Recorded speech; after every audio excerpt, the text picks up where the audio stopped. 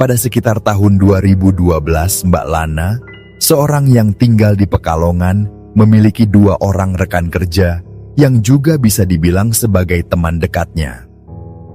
Mereka bertiga sering menghabiskan waktu bersama, meskipun sebenarnya ada lebih banyak rekan lain yang juga sering berkumpul dengan mereka.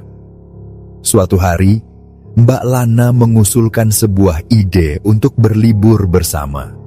Ia merasa sudah terlalu lama sibuk dengan rutinitas pekerjaan dan ingin menghabiskan waktu santai bersama teman-temannya. Setelah berdiskusi, rencana liburan pun mulai dibahas. Awalnya mereka ingin pergi ke tempat yang cukup jauh, seperti Bali. Namun, karena berbagai pertimbangan, terutama terkait biaya dan keterbatasan waktu, mereka akhirnya memutuskan untuk mencari destinasi yang lebih dekat. Selain itu, beberapa teman mereka yang lain juga tidak bisa ikut dalam perjalanan ini, sehingga hanya tersisa 3 orang yang benar-benar siap untuk berangkat, yaitu Mbak Lana, Rara, dan Sinta. Akhirnya, muncul ide dari Rara untuk pergi ke Gunung Kidul, Yogyakarta. Ia mengusulkan destinasi ini karena daerah tersebut memiliki banyak tempat wisata yang menarik, serta ia sendiri memiliki rumah keluarga di sana yang bisa mereka gunakan untuk menginap selama liburan. Usulan ini diterima dengan baik oleh yang lain dan mereka pun segera mempersiapkan perjalanan. Ketika rencana sudah matang, mereka bertiga berangkat menuju Gunung Kidul. Sepanjang perjalanan, mereka berbincang dan tertawa, membahas berbagai hal untuk mengusir rasa bosan di perjalanan. Setelah beberapa jam, akhirnya mereka tiba di sebuah rumah milik keluarga Rara.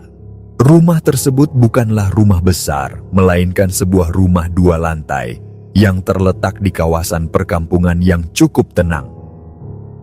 Meskipun rumah itu sudah lama tidak ditempati, tetapi tetap dalam kondisi yang sangat baik. Halaman rumah dipenuhi dengan tanaman hias yang terawat dengan baik, dan bahkan pagar rumah yang mereka dorong terasa licin, seolah dirawat dengan baik. Mbak Lana dan Sinta merasa senang melihat rumah tersebut. Menurut mereka, menginap di rumah seperti ini terasa lebih nyaman dibandingkan harus mencari penginapan lain yang mungkin kurang familiar bagi mereka. Mereka sepakat bahwa ini adalah pilihan yang tepat untuk liburan mereka. Begitu memasuki rumah, mereka langsung berkeliling untuk mengeksplorasi setiap sudutnya. Semuanya tampak bersih dan normal. Tidak ada tanda-tanda rumah tersebut lama tidak berpenghuni. Namun muncul rasa penasaran dalam diri Mbak Lana. Ia pun bertanya kepada Rara, apakah rumah ini memiliki kisah mistis atau pernah terjadi sesuatu yang aneh, mengingat sudah lama tidak dihuni. Dengan santai, Rara menjelaskan bahwa sejak kecil ia tinggal di rumah tersebut, dan selama itu pula ia tidak pernah mengalami kejadian aneh. Alasannya, keluarganya pindah dari rumah ini pun bukan karena hal mistis, melainkan karena ayahnya memiliki usaha di Pekalongan, sehingga mereka harus pindah ke sana. Jawaban ini cukup meyakinkan Mbak Lana, sehingga ia tidak lagi merasa khawatir. Sementara itu, Sinta yang memiliki sifat lebih santai, tidak terlalu peduli dengan hal tersebut, dan hanya menikmati kenyamanan rumah. Setelah seharian beradaptasi dengan lingkungan baru, mereka bertiga memutuskan untuk menempati salah satu kamar di lantai 2. Sebenarnya, rumah itu memiliki 4 kamar, 2 di lantai bawah dan 2 di lantai atas. Tetapi mereka lebih memilih kamar di lantai 2 karena menurut mereka, suasananya lebih nyaman. Cerita-cerita dari Rara yang penuh dengan kenangan menyenangkan selama tinggal di sana semakin membuat mereka merasa aman dan tidak memiliki firasat buruk tentang rumah tersebut. Malam pun tiba, sekitar pukul 9 malam. Hari itu mereka belum sempat bepergian kemana-mana karena baru sampai di rumah dan masih sibuk menyesuaikan diri. Sore harinya, mereka telah berbelanja beberapa bahan makanan agar tidak perlu keluar rumah di malam hari. Dengan suasana yang nyaman, mereka pun memutuskan untuk memasak makan malam bersama. Aktivitas ini berjalan dengan penuh canda tawa, membuat suasana semakin akrab. Setelah selesai makan, mereka mulai merasa lelah dan akhirnya masuk ke dalam kamar untuk beristirahat. Malam itu, tiba-tiba Mbak Lana terbangun karena mendengar suara ayam berkokok. Suara itu begitu jelas, terdengar di tengah keheningan malam. Ia pun bertanya-tanya dalam hati, mengapa ayam berkokok pada jam seperti ini. Dalam beberapa kepercayaan di berbagai daerah, ayam yang berkokok di tengah malam sering dikaitkan dengan pertanda tertentu. Pikiran ini membuatnya sedikit gelisah. Ia pun menyampaikan kegelisahannya kepada teman-temannya yang masih terjaga, dan mereka mulai membahas mitos yang berkaitan dengan suara ayam di malam hari. Sinta, dengan sikapnya yang santai, menepis kekhawatiran itu dan menyuruh mereka untuk tidur. Dengan sedikit enggan, mereka pun akhirnya memutuskan untuk kembali tidur. Akan tetapi, sekitar pukul 1 dini hari, Mbak Lana kembali terbangun. Ini sebenarnya bukan hal aneh baginya, karena ia memang sering terbangun pada jam-jam seperti itu sebelum akhirnya kembali tidur. Tetapi, kali ini sesuatu terasa berbeda.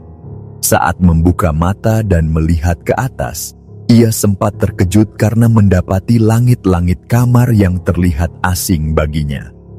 Butuh beberapa detik baginya untuk mengingat bahwa ia sedang menginap di rumah Rara. Ia pun menoleh ke samping dan melihat Rara serta Sinta masih tertidur pulas. Akan tetapi saat matanya beralih ke arah pintu, ia langsung tersentak dan berteriak. Di dekat pintu kamar, tampak seekor ayam jago berukuran tidak wajar. Ukurannya jauh lebih besar dari ayam biasa, hampir sebesar seekor kambing, dengan postur yang menyerupai burung kasuari. Sosok ayam raksasa itu duduk dengan tenang di lantai, membuat Mbak Lana semakin ketakutan. Spontan, ia memanggil nama teman-temannya dengan suara panik. Teriakannya langsung membangunkan Rara dan Sinta, yang segera beranjak dari tempat tidur mereka. Rara dan Sinta bergegas melihat ke arah yang ditunjuk oleh Mbak Lana, tetapi mereka tidak melihat apapun.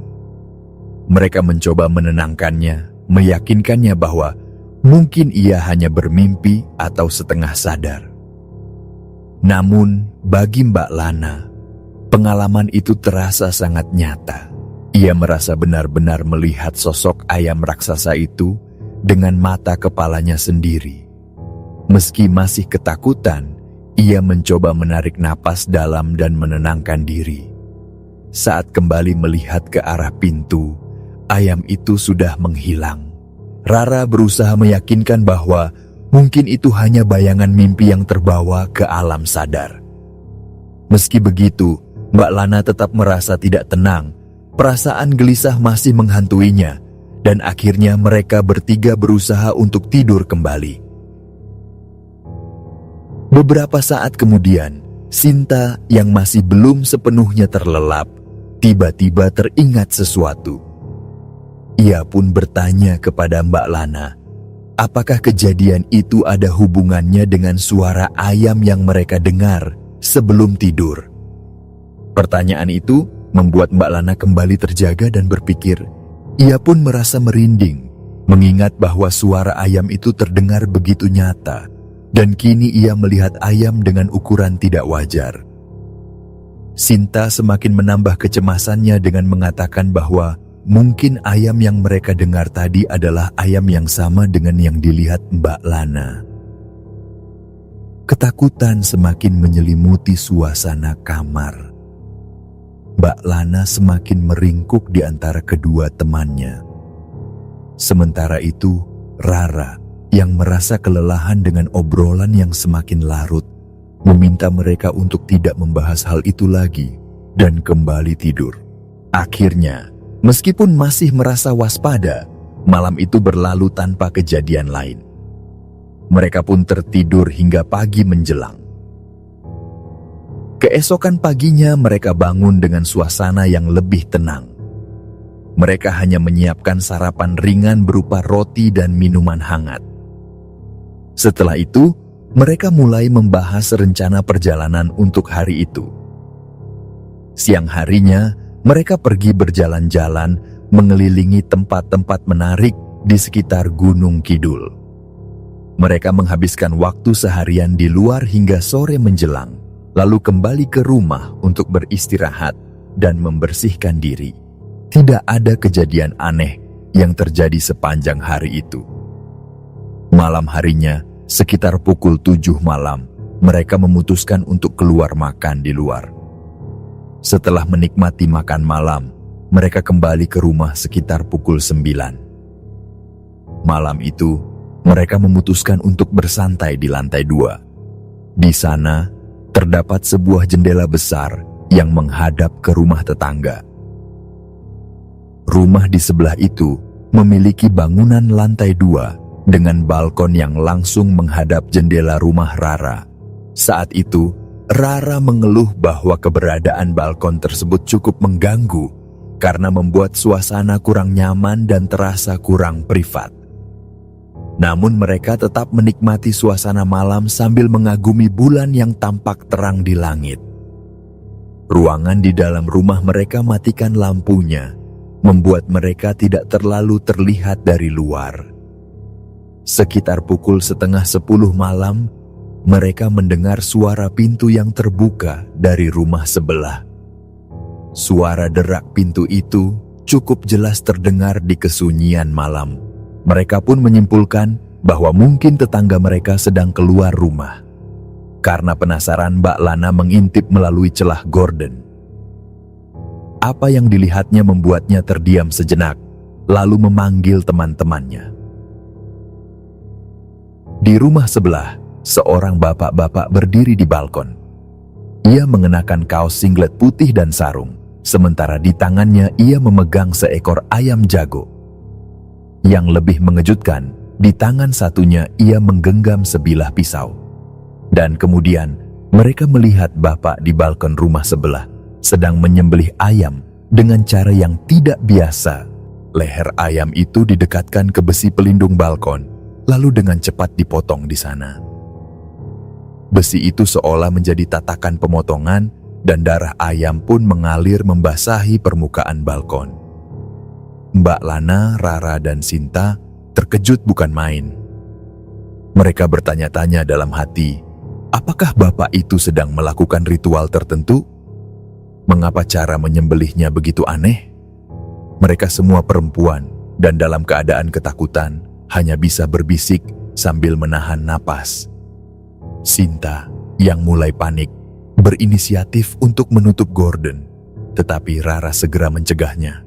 Ia khawatir jika mereka tiba-tiba bergerak, bapak itu bisa menyadari keberadaan mereka. Akhirnya, mereka memilih untuk bersembunyi di balik gorden, menahan rasa takut yang semakin besar.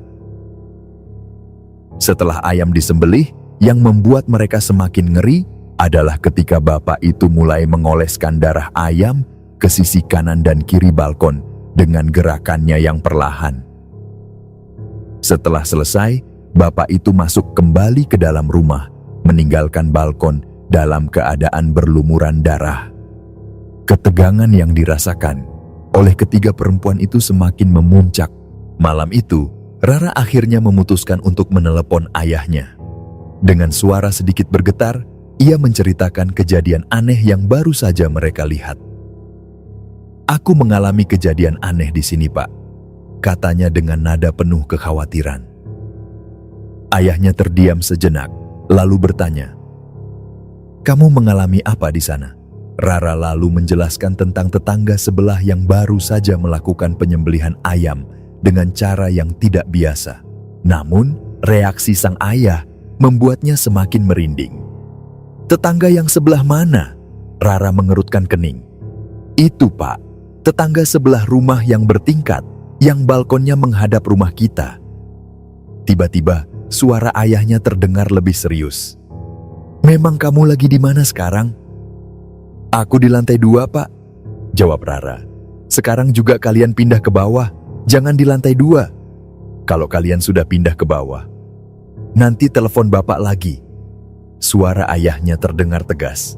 Tanpa banyak bertanya, Rara langsung menutup telepon dan menyampaikan permintaan dari ayahnya kepada Mbak Lana dan Sinta. Tanpa menunggu lebih lama, mereka segera mengemas barang-barang mereka dan turun ke lantai 1. Namun, karena panik, mereka hanya membawa sebagian barang yang mereka perlukan untuk malam itu. Setelah merasa lebih aman di kamar lantai 1, mereka kembali menghubungi ayah Rara. Kali ini, mereka benar-benar ingin tahu apa yang sebenarnya terjadi. Sebenarnya ada apa, Pak? Kenapa kami tidak boleh di lantai 2? Tanya Rara. Suaranya masih dipenuhi kecemasan. Jawaban ayahnya tetap terdengar menenangkan. Nggak ada apa-apa. Hanya saja, tempat di lantai 2 itu memang kurang nyaman. Rencananya nanti akan Bapak tutup saja. Jadi, hanya karena itu, Pak. Rara masih belum puas dengan jawaban tersebut. Ayahnya menghela napas. Iya, nggak ada apa-apa kok. Tetangga sebelah ya memang begitu, nggak usah dipikirkan. Meskipun penjelasan itu terdengar menenangkan, mereka masih menyimpan banyak pertanyaan. Namun, mereka mencoba berpikir positif dan berusaha untuk tidur. Malam semakin larut dan mereka mulai merasa sedikit lebih tenang. Namun, sekitar pukul 11 malam, telepon Rara kembali bergetar. Ia yang sudah hampir tertidur pun dibangunkan oleh Sinta. Dalam keadaan setengah sadar, Rara melihat nama bapaknya di layar ponselnya dan ia pun mengangkat teleponnya. Suara ayahnya terdengar sedikit lebih cemas kali ini. Mbak Lana dan Sinta yang mendengar nada suara ayah, Rara ikut bangun dan merasa cemas.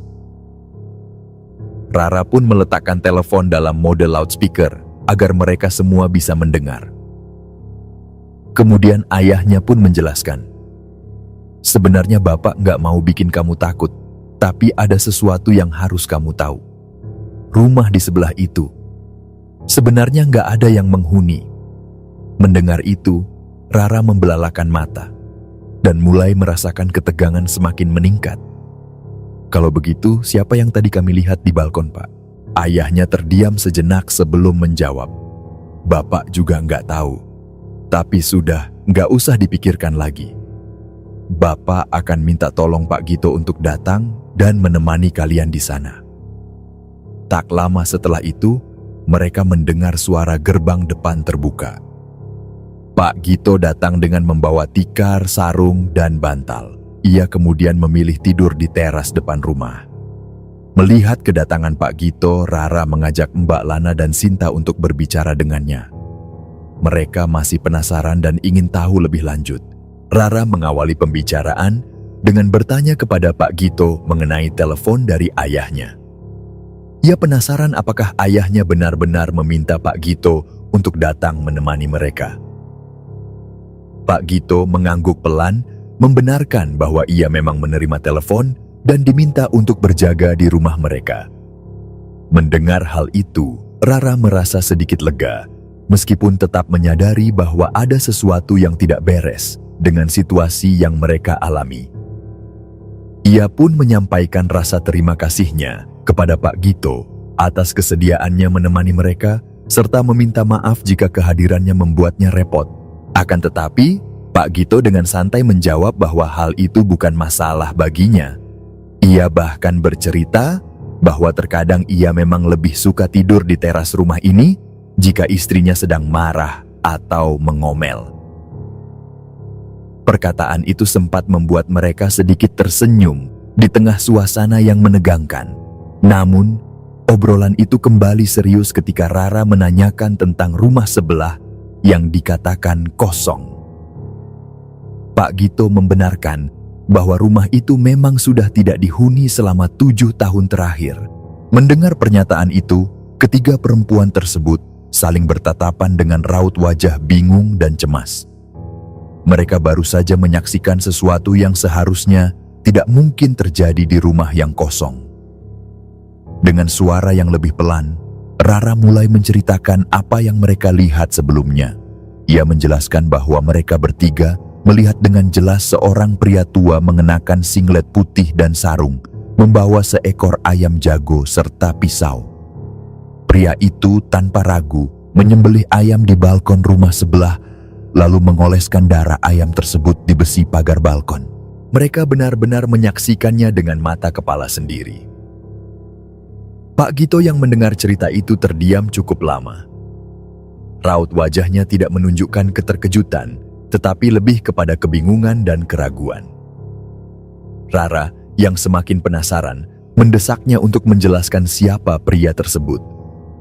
Jika rumah itu sudah lama kosong, lalu siapa yang mereka lihat? Pak Gito terlihat gelisah sebelum akhirnya menjawab dengan suara pelan bahwa rumah itu memang kosong dan tidak ada siapa-siapa di sana. Jawaban itu justru membuat ketiga perempuan itu semakin merinding. Jika memang kosong, lalu siapa yang mereka lihat? Apa yang sebenarnya terjadi? Setelah didesak lebih lanjut, akhirnya Pak Gito dengan berat hati mengakui bahwa mungkin yang mereka lihat bukanlah manusia. Ia menjelaskan bahwa rumah itu sudah lama memiliki sejarah mistis.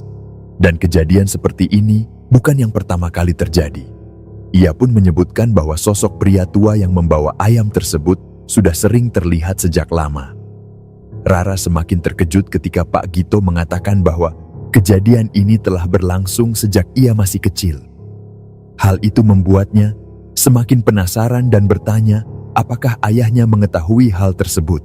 Pak Gito dengan ragu-ragu menjawab bahwa alasan utama ayahnya tidak betah tinggal di rumah itu adalah karena seringnya kejadian aneh seperti ini terjadi. Mendengar jawaban tersebut, Rara mulai kesal. Ia merasa seharusnya diberitahu tentang hal ini sejak awal. Tanpa pikir panjang, ia langsung menelepon ayahnya di Pekalongan. Setelah beberapa nada sambung, suara ayahnya terdengar di ujung telepon. Ia bertanya, apakah ayahnya sudah tidur? Dan ketika sang ayah mengatakan bahwa ia masih terjaga, Rara langsung menanyakan tentang rumah sebelah dan kejadian yang baru saja mereka alami. Reaksi ayahnya menunjukkan bahwa ia memang mengetahui sesuatu, tetapi enggan untuk membahasnya lebih jauh.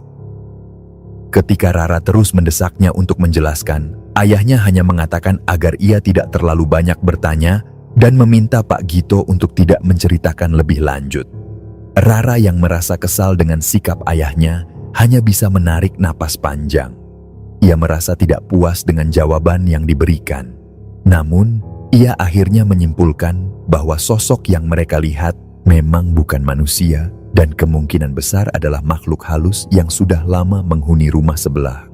Itulah alasan mengapa sejak Rara kecil, ayahnya tidak pernah betah tinggal di rumah itu.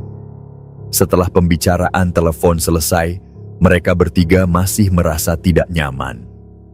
Namun, karena sudah larut malam dan kelelahan mulai terasa, mereka memutuskan untuk masuk ke dalam rumah dan beristirahat di kamar lantai 1. Mereka berharap tidak ada kejadian aneh lagi malam itu.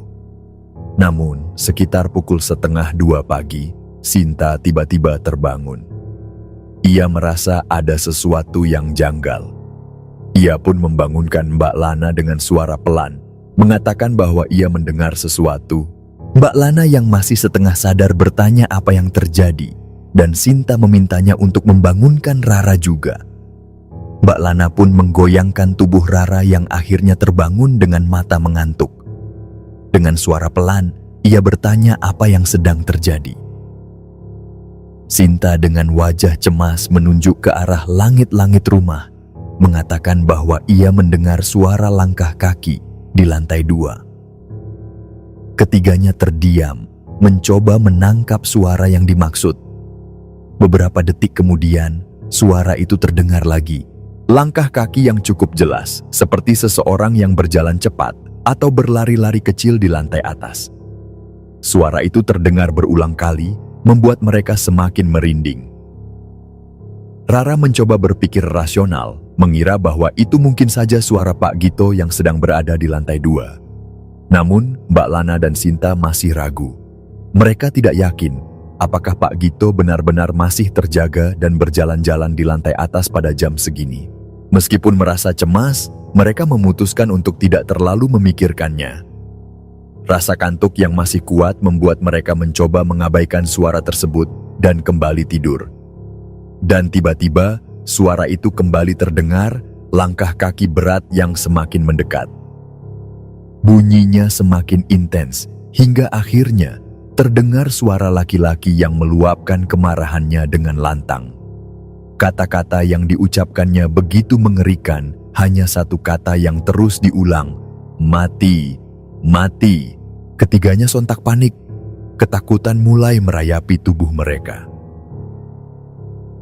Rara mendengar temannya berseru dengan nada cemas, bertanya siapa yang mengatakan hal menyeramkan itu. Rara mendadak teringat sesuatu. Pikirannya langsung tertuju ke rumah sebelah yang kosong itu. Dengan perasaan tidak tenang, ia mengusulkan agar mereka keluar dan mencari Pak Gito. Mungkin hanya Pak Gito yang bisa membantu menjelaskan kejadian aneh ini. Mereka bertiga akhirnya memberanikan diri keluar kamar. Dengan langkah tergesa, mereka berjalan menuju pintu utama untuk mencari keberadaan Pak Gito. Namun, saat pintu dibuka, yang mereka temukan hanyalah tikar dan bantal yang ditinggalkan begitu saja. Pak Gito tidak ada di sana. Halaman rumah yang tidak terlalu luas pun mereka telusuri sambil memanggil namanya. Namun tidak ada jawaban. Tidak ada sosok Pak Gito dimanapun. Mereka kembali masuk ke dalam rumah dengan perasaan semakin takut. Begitu berada di dalam, suara itu terdengar lagi. Kali ini, suara marah laki-laki itu berasal dari lantai 2. Bentakan yang begitu keras menggema menyatakan bahwa rumah itu terasa semakin menyeramkan.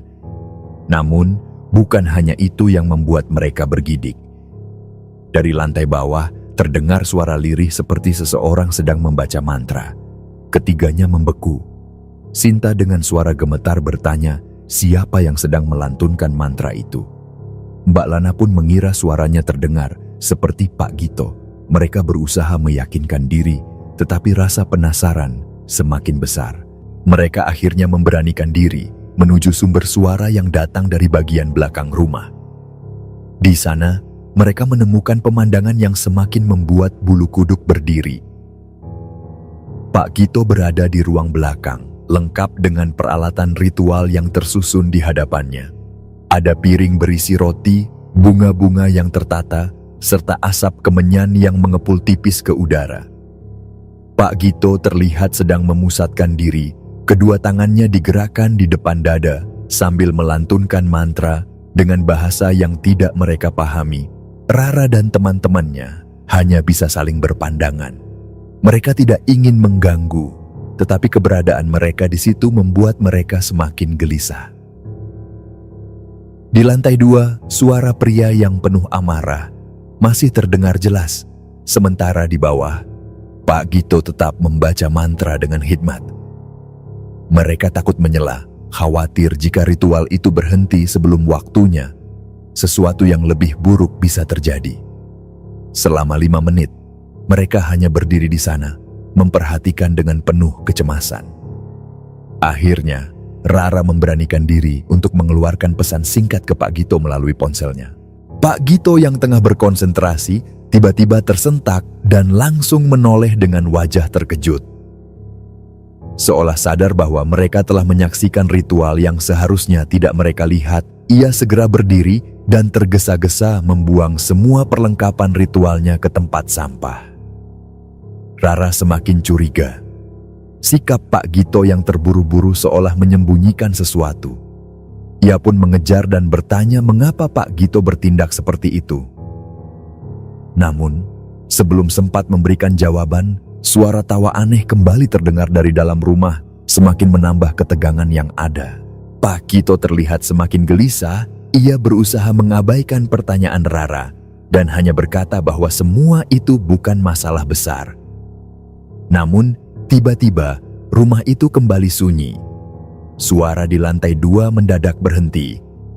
Hanya terdengar suara benda jatuh, entah sendok, entah sesuatu dari logam berdentang keras di dalam kamar. Rara, Mbak Lana, dan Sinta tetap berdiri di teras, sementara Pak Gito terlihat semakin tegang. Dengan suara pelan, mereka kembali bertanya apa yang sebenarnya sedang terjadi. Pak Gito akhirnya mengakui bahwa ia sedang berusaha mengusir sesuatu. Namun, ia merasa makhluk itu tidak mau pergi. Ia telah mencoba, tetapi usahanya tidak membuahkan hasil.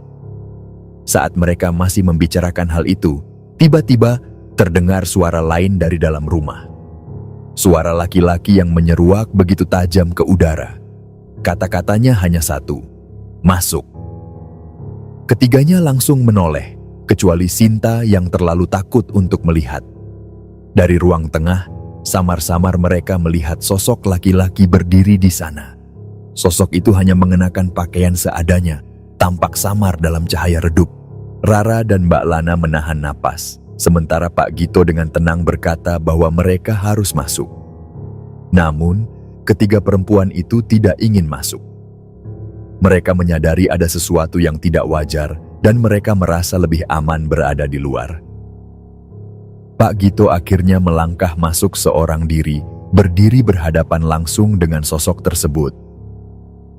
Anehnya, saat berada di hadapan makhluk itu, Pak Gito justru berlutut, seolah menunjukkan sikap tunduk.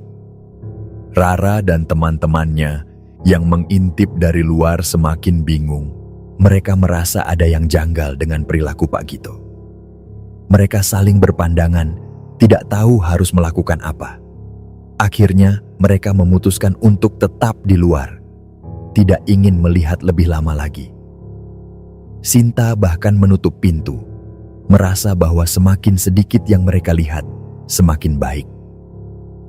Beberapa saat kemudian, Pak Gito keluar dari rumah dan dengan suara tegas meminta mereka masuk. Ketiga perempuan itu saling berpandangan dengan ragu.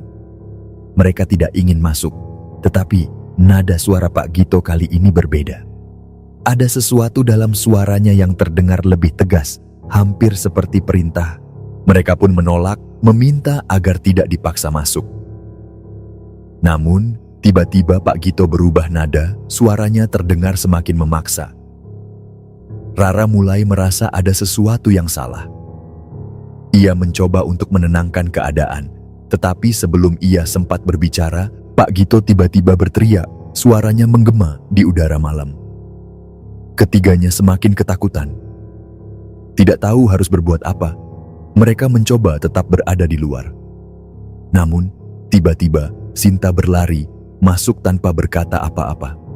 Kedua temannya yang masih di luar hanya bisa tertegun bertanya-tanya apa yang sedang terjadi. Mereka memanggil namanya, namun Sinta tidak menjawab, seolah ada sesuatu yang menariknya masuk ke dalam rumah itu. Rara dan Mbak Lana yang masih ragu, akhirnya tidak punya pilihan lain selain mengikuti langkah Sinta. Mereka tahu, di luar pun tidak ada yang bisa membantu. Dengan perasaan was-was, mereka melangkah masuk ke dalam rumah itu, mencoba menahan ketakutan yang semakin mencengkeram. Begitu mereka berada di dalam, sosok laki-laki tadi sudah tidak terlihat lagi, seolah menghilang begitu saja. Pak Gito yang kini terlihat semakin berbeda dari sebelumnya meminta mereka untuk duduk dan tetap diam. Suaranya terdengar lebih berat, seakan bukan dirinya yang berbicara. Ia mulai berjalan perlahan mengitari mereka bertiga, sorot matanya penuh dengan sesuatu yang sulit diartikan. Mbak Lana merasa bahwa mereka seolah sedang disandera, terjebak dalam situasi yang sama sekali tidak mereka mengerti. Ketegangan semakin meningkat ketika Pak Gito bertanya apakah mereka tahu siapa yang sebenarnya menunggu rumah itu. Tidak ada yang bisa menjawab, mereka hanya saling bertukar pandang dalam kebingungan. Ia kemudian meminta mereka untuk melihat ke lantai 2. Dengan perasaan ragu, mereka pun menoleh ke atas. Begitu mata mereka tertuju ke lantai 2, rasa takut seketika melumpuhkan tubuh mereka. Di sana, berdiri sosok pocong dengan mata merah menyala, memandang langsung ke arah mereka dari pinggiran lantai atas. Tanpa berpikir panjang, mereka langsung melarikan diri. Dalam kepanikan, mereka menabrak kursi dan berbagai benda di dalam rumah, tidak peduli dengan apapun yang ada di sekeliling mereka. Keluar dari rumah, mereka berlari tanpa tujuan, hanya ingin mencari pertolongan. Suasana masih cukup gelap, tetapi beberapa toko di sekitar sudah mulai bersiap untuk buka. Mereka akhirnya bertemu dengan seorang ibu yang tampaknya hendak menata dagangannya. Dengan napas terengah-engah, mereka meminta bantuan, membuat si ibu terkejut dan bertanya apa yang telah terjadi. Setelah berusaha menenangkan diri, mereka menjelaskan bahwa mereka baru saja mengalami kejadian mengerikan di rumah yang mereka tempati. Mendengar penuturan mereka, si ibu terlihat sedikit tercengang. Ia membenarkan bahwa rumah itu memang sudah lama kosong, tidak ada yang berani tinggal di sana. Saat mendengar bahwa mereka juga mengalami perubahan sikap aneh dari Pak Gito, si ibu tampak heran karena ia mengenal Pak Gito sebagai seseorang yang baik. Namun, ia tidak bisa memberikan banyak penjelasan. Rara yang masih gemetar akhirnya memutuskan untuk menelepon ayahnya. Dengan suara bergetar, ia menjelaskan apa yang telah terjadi, termasuk perubahan sikap Pak Gito dan sosok misterius yang mereka lihat di lantai 2. Ayahnya terdengar terkejut dan segera meminta mereka untuk jangan dulu masuk rumah itu dan mencari tempat yang lebih aman. Tanpa pikir panjang, Rara langsung memesan kamar hotel. Ia tidak peduli dengan biaya yang harus dikeluarkan, yang terpenting adalah mereka bisa tidur dengan aman. Pagi itu juga, mereka pindah ke hotel dan menginap di sana selama 2 hari. Sementara itu, ayah Rara datang ke kota tersebut dan menemui Pak Gito. Saat bertemu, Pak Gito mengaku bahwa ia tidak mengingat apapun yang terjadi pada malam sebelumnya. Ia merasa seperti kehilangan kesadaran tadi malam, seolah bukan dirinya yang mengendalikan tubuhnya. Ayah Rara akhirnya menjelaskan bahwa sejak lama rumah sebelah memang bermasalah. Rumah itu telah kosong selama bertahun-tahun karena seluruh anggota keluarga pemilik rumah tersebut meninggal dalam waktu yang berdekatan. Kejadian itu dianggap tidak wajar, sehingga rumah itu tidak pernah lagi dihuni. Sosok laki-laki yang mereka lihat adalah manifestasi dari pemilik rumah yang sudah meninggal, dan wujud pocong di lantai 2 diyakini merupakan bentuk lain dari sosok tersebut. Ia juga mengungkapkan bahwa dahulu dirinya pernah memiliki urusan bisnis dengan pemilik rumah tersebut. Namun, ketika menyadari bahwa pria itu menempuh jalan yang salah dan menggunakan cara-cara yang tidak benar, ia memilih untuk menjauh dan menyelamatkan keluarganya. Itulah alasan mengapa mereka akhirnya pindah ke Pekalongan. Ayahnya awalnya berharap bahwa kunjungan Rara ke sana tidak akan mengalami gangguan. Namun, ternyata makhluk itu masih ada dan terus mengganggu siapapun yang berada di rumah tersebut. Pak Gito, yang tampaknya tidak memiliki niat buruk pun, ikut terpengaruh oleh kehadiran makhluk tersebut. Saat ditanya apakah ia berpura-pura atau hanya berakting, Pak Gito dengan nada sedikit tersinggung menyatakan bahwa dirinya benar-benar tidak sadar atas apa yang telah terjadi. Ritual yang ia lakukan pada malam itu sebenarnya tanpa rencana. Ia hanya mencoba mengusir makhluk tersebut dengan cara yang ia pikir bisa berhasil.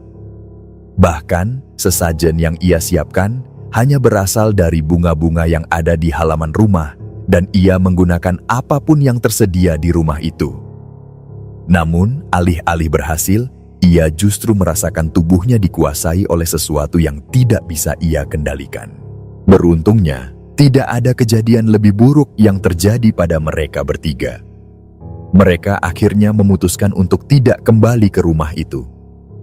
Setelah 2 hari menginap di hotel, mereka bersama Pak Gito dan ayah Rara kembali ke rumah hanya untuk mengambil barang-barang mereka. Dengan langkah cepat, mereka mengemas semua barang yang mereka tinggalkan, lalu pergi dari tempat itu tanpa menoleh ke belakang lagi.